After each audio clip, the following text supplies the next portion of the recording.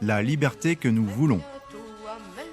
L'émission de l'association pour une constituante. Car il pense comme moi que rien ne vaut mieux ma foi qu'une république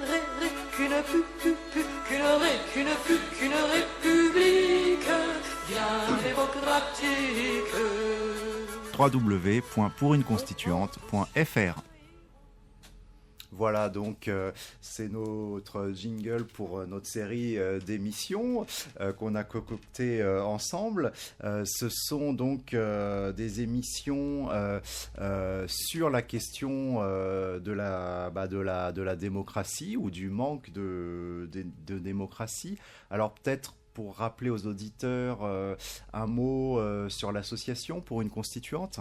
Oui, l'association pour une constituante a été créée notamment après le référendum du 29 mai 2005, à l'occasion duquel le peuple français avait rejeté le traité créant l'Union européenne, traité qui ensuite a été repris et ratifié par le Parlement français à peu près sous la même forme, et qui donc a été imposé au peuple malgré le rejet que celui-ci avait effectué de ce texte.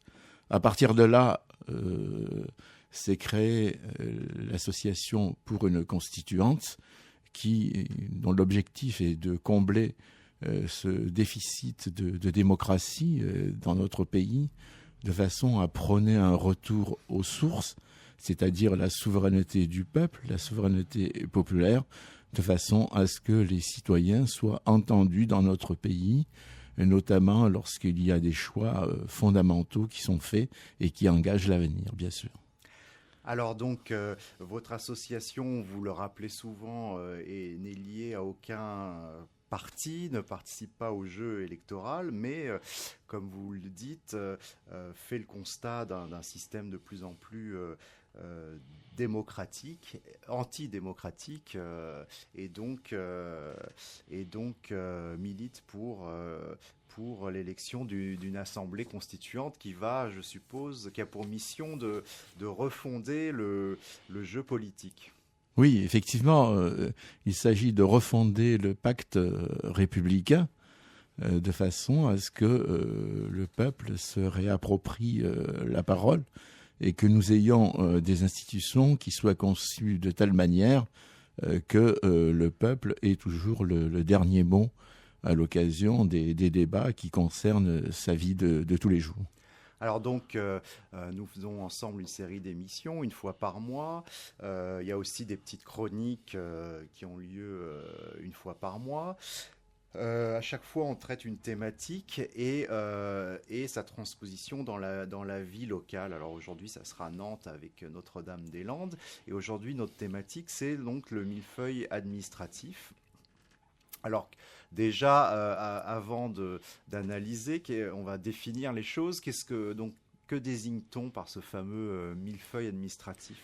Oui, comme vous l'aviez rappelé, Michel Ezra, le millefeuille est un gâteau absolument délicieux. C'est une recette de pâtisserie avec de la pâte feuilletée dont les différentes couches sont séparées par de la crème pâtissière. Et le tout, évidemment, donne ce délicieux gâteau que tous les gourmets apprécient. Et donc, a priori, il n'y avait rien qui pouvait indiquer que l'appropriation de ce terme pâtissier puisse évoluer de manière aussi négative lorsqu'on y fait référence. Alors, la référence au millefeuille dit administratif ou territorial a été utilisée de manière assez péjorative pour décrier et dénoncer notre système de démocratie locale qui reposait sur le triptyque républicain commune, département, État, auquel on a ajouté par la suite, sous la Ve République, la création des régions. Alors, ce triptyque vient de très loin.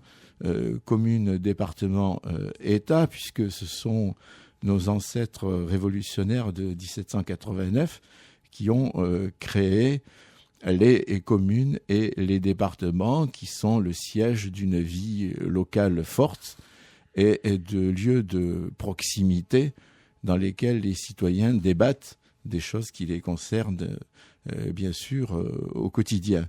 Donc voilà un petit peu ce qu'était à l'origine le triptyque républicain, c'est-à-dire instaurer une démocratie locale, une démocratie dite de proximité, où les citoyens, par le truchement de leurs représentants, sont conviés à participer aux affaires locales, c'est-à-dire à l'expression même de la démocratie.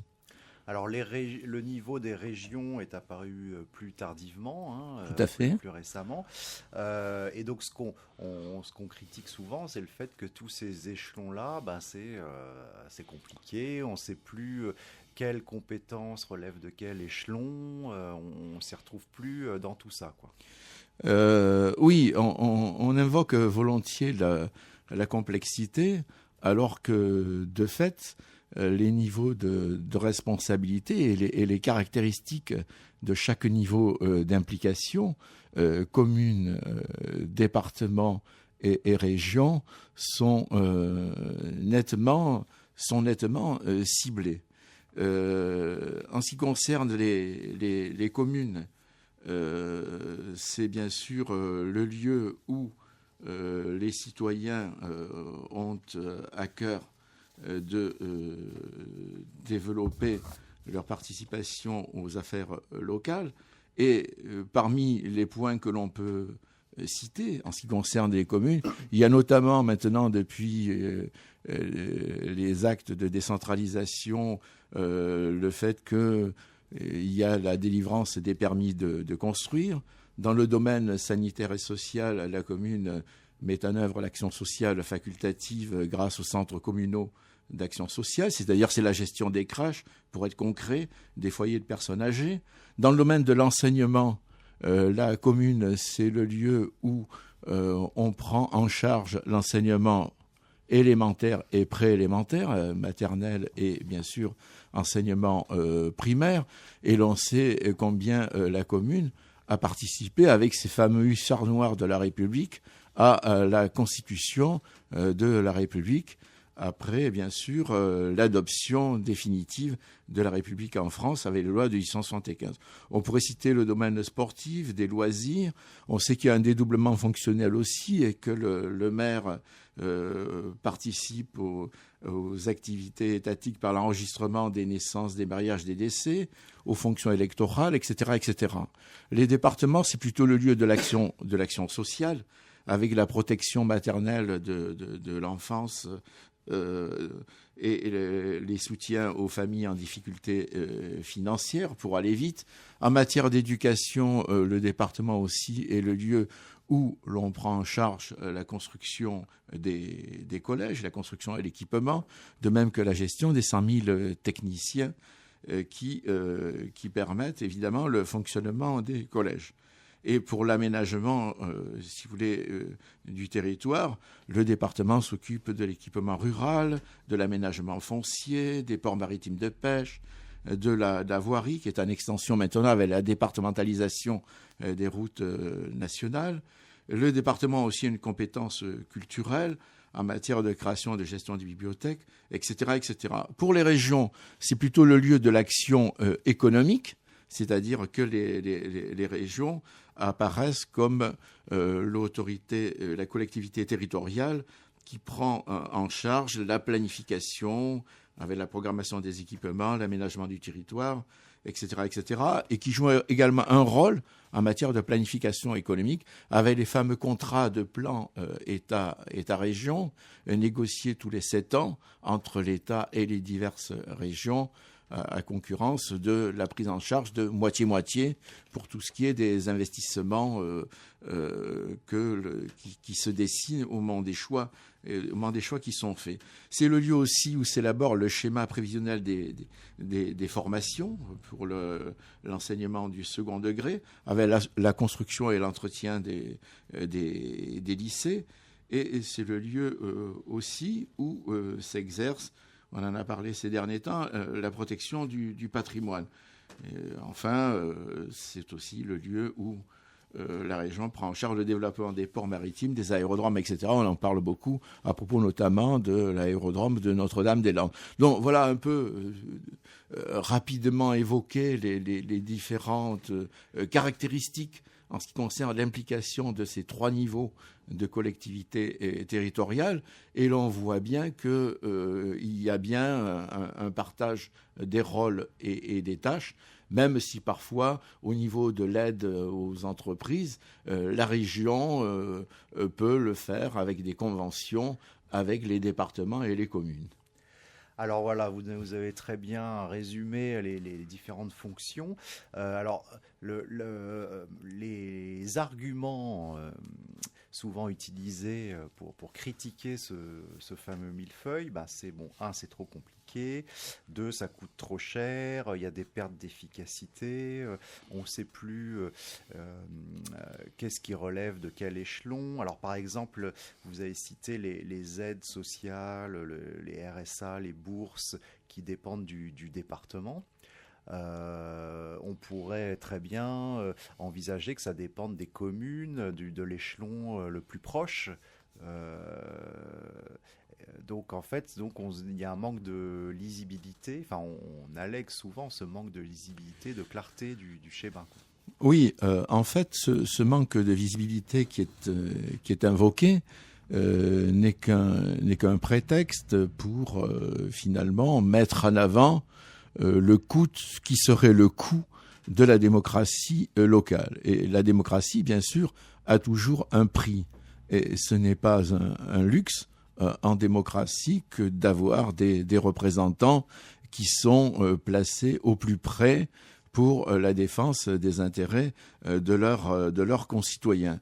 Alors, si l'on voulait maintenant parler de millefeuille, nous avons beaucoup de millefeuilles en France. Il n'y a pas que la démocratie locale vers laquelle le doigt devrait être pointé, car si l'on prend par exemple nos institutions de la Ve République, en ce qui concerne l'exécutif, on a un exécutif bicéphale avec un président de la République élu au suffrage universel. Puis, on a à côté du président de la République un Premier ministre qui est désigné par le président de la République lui-même. Ensuite, avec des ministres chargés chacun d'un département ministériel. On sait que le président de la République, lui, a ses conseillers à l'Élysée qui suivent de plus ou moins près ce qui se fait dans les différents départements ministériels, et que dans les départements ministériels, il y a des conseillers et des ministres, etc., etc. Donc on voit bien qu'on a un poids de l'exécutif qui est assez conséquent en France, et que le système tel qu'il fonctionne n'est ni un régime franchement présidentiel, ni un régime franchement parlementaire, mais un régime hybride, un régime mixte, et qui ne va pas parfois sans difficulté en termes de fonctionnement. Donc on a au niveau de l'exécutif, un exécutif qui est assez hypertrophié, et qui souvent, d'ailleurs, dans son mode de fonctionnement, est assez embourbé par le jeu des conflits générés par une telle répartition des compétences au sein même de l'exécutif. On a aussi un système parlementaire, un parlement dans lequel nous avons 2 chambres, c'est-à-dire une Assemblée nationale, la Chambre des députés, et puis un Sénat qui participent les deux à l'élaboration de la loi. Là aussi, on a un système qui est dit bicamériste, et nous avons 2 organes qui participent tous les deux à la confection de la loi et au vote du budget. Et personne ne se plaint, ou en tout cas on avait à un certain moment envisagé pour certains la suppression du Sénat, mais globalement le système a été maintenu tel quel, avec le respect d'une chambre basse et d'une chambre haute. Alors tout ça se fait un peu au détriment de la démocratie locale, de la démocratie aux échelons locaux, notamment de la commune, du département. Et donc lorsqu'on critique, toutes les critiques à l'encontre de ce fameux millefeuille sont souvent des critiques qui visent à diminuer ou à supprimer cette démocratie locale. Oui, on peut se demander qui a peur de cette démocratie locale. Pourquoi cette volonté d'éloigner des citoyens le siège des pouvoirs locaux. Il nous semble que dans un pays qui doit fonctionner de manière la plus démocratique qui soit, la présence de ce type de représentation de différentes collectivités territoriales n'est pas un luxe, mais un gage de démocratie. D'ailleurs, les Français ne s'y trompent pas. Lorsqu'ils ont été interrogés sur la manière dont ils percevaient le rôle des communes, pour 76% des Français, le rôle des communes est bien perçu. De même pour les départements. Là, c'était un sondage de 2013 auquel je faisais allusion. De même pour les départements, un sondage de 2009 qui est peut-être un peu ancien maintenant, mais montrait que 8 Français sur 10 étaient attachés à l'échelon départemental parce que les Français ont bien compris que cette proximité avec les communes, cette proximité avec les départements était un gage de meilleur fonctionnement de la démocratie locale par la proximité même qu'ils ont avec leurs propres représentants. Mais alors dire que il faut valoriser, renforcer la démocratie locale, la démocratie participative, ça ne veut pas dire qu'il n'y aurait pas des simplifications, des améliorations à apporter au système actuel. Oui, on peut toujours, bien sûr, dans le détail et en regardant les choses de près, améliorer le fonctionnement du dispositif actuel. Pour autant, on ne peut pas à la fois dénoncer le millefeuille administratif et s'empresser de créer de nouvelles collectivités comme les métropoles, qui sont des collectivités, qui sont des établissements publics d'ailleurs, de coopération intercommunale, qui risquent d'être éloignés davantage des Français. On a développé l'intercommunalité, ce qui n'est pas en soi une mauvaise chose pour la mutualisation des moyens pour prendre en charge un certain nombre de problèmes, mais pour autant, il ne faut pas que cette intercommunalité soit une fuite en avant qui génère ensuite de nouvelles strates administratives au point de brouiller un peu les choses en ce qui concerne les repères territoriaux fondamentaux auxquels les Français eux-mêmes sont attachés. Voilà, alors donc il va peut-être être l'heure de retrouver Loïc Gourdon du Cercle de Nantes. Bonjour Monsieur Gourdon. Bonjour. Alors merci d'être avec nous ce matin. Vous êtes un des animateurs du Cercle de Nantes de l'association Pour une Constituante. Oui, tout à fait. Et donc, alors racontez-nous comment ça se passe à Nantes et puis notamment, on voulait parler avec vous évidemment du combat de Notre-Dame-des-Landes. Voilà, des choses qui fâchent.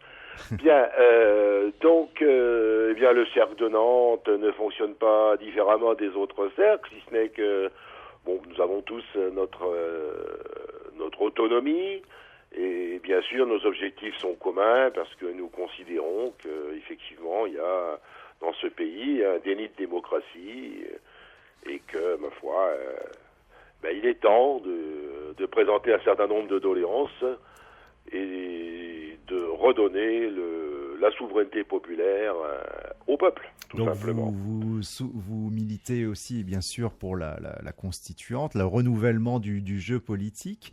Et donc, notamment, ça se traduit aussi par des actions très concrètes, très pragmatiques. Vous faites partie de cette lutte contre l'aéroport de Notre-Dame-des-Landes ? Très franchement, nous ne sommes pas sur le terrain. Ce n'est pas véritablement notre problématique, mais notre lutte se situe plutôt sur un terrain institutionnel. Néanmoins, alors, concrètement, oui. Pardon. Allez-y, oui, allez-y. Oui, alors concrètement, si vous voulez, par exemple, ça se traduit par une doléance qu'on peut trouver sur notre site. D'ailleurs, il suffit de le rappeler aux auditeurs qui pourront avoir voir les choses beaucoup plus en détail, parce que, étant donné le temps d'antenne qui m'est imparti, je ne peux pas m'étendre plus que, on a quelques minutes nécessaire. Je voulais donc dire que doléances sur le site, des articles, et puis nous avons surtout écrit au président de la République, au Premier ministre et aux élus intéressés par la création du fameux aéroport.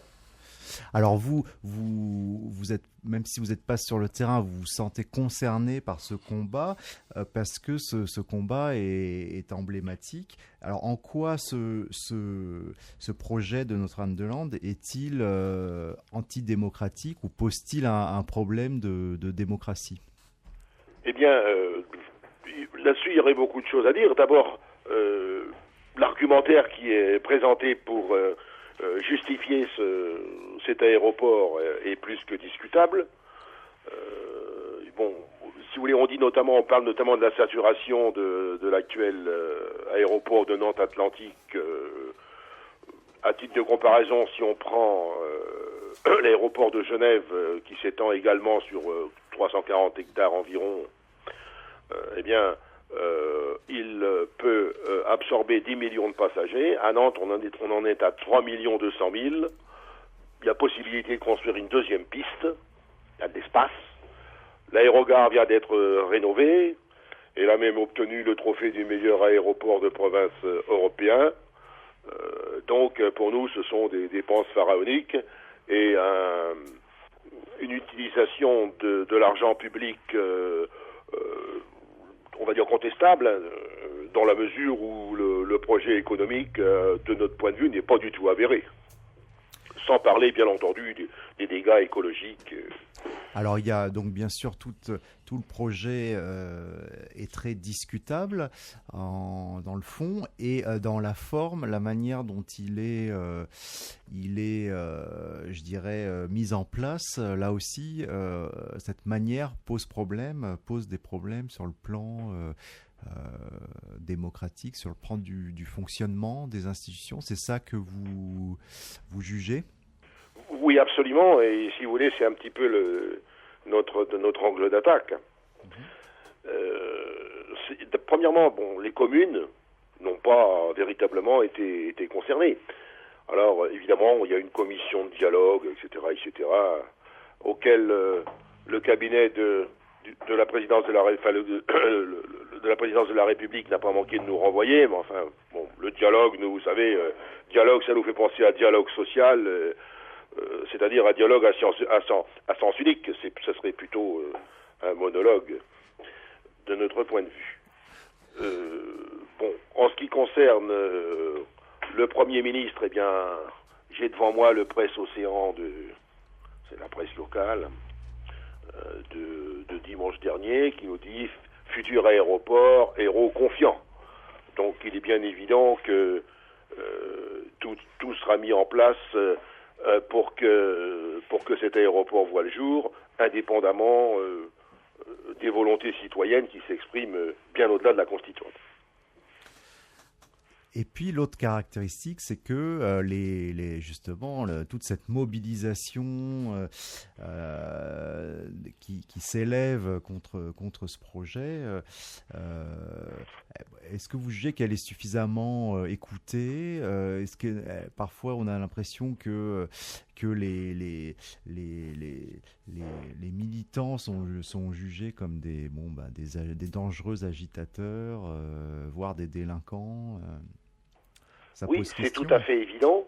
Alors, de ce point de vue-là, la presse a sa responsabilité, mais les hommes politiques aussi. Bon, j'ai pu lire ça et là sur les blogs de hiérarques du Parti socialiste, pour ne pas le nommer, des appréciations extrêmement, comment dirais-je, déplaisantes par rapport à ces militants qui, certes, sont pas toujours dans le pacifisme, mais enfin, il faut aussi tout de même prendre en compte les violences policières à leur égard, qui sont une réalité. Bien, merci beaucoup. Le temps file vite. Merci beaucoup, Monsieur Gourdon, donc d'avoir été avec nous ce matin. Donc, je rappelle, vous êtes animateur du Cercle de Nantes, de l'association pour une constituante. Eh bien, je vous remercie, monsieur. J'espère avoir répondu à vos attentes.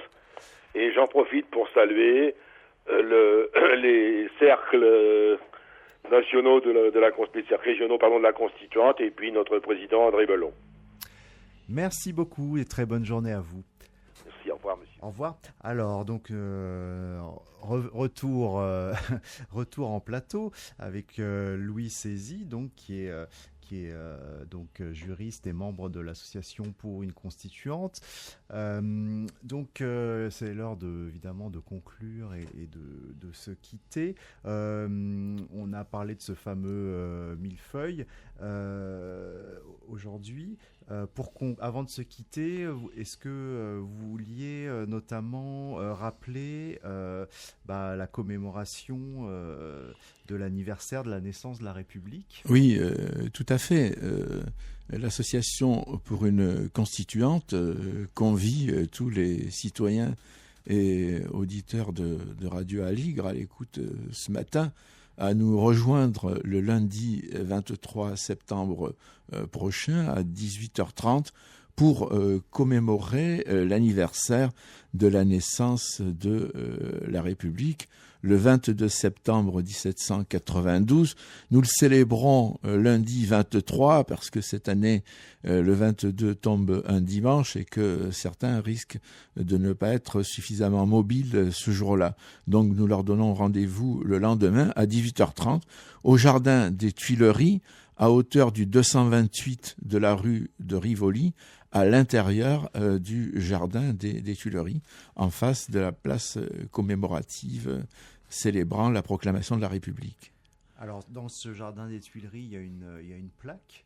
Tout à fait. Mort ce 22 septembre 1792.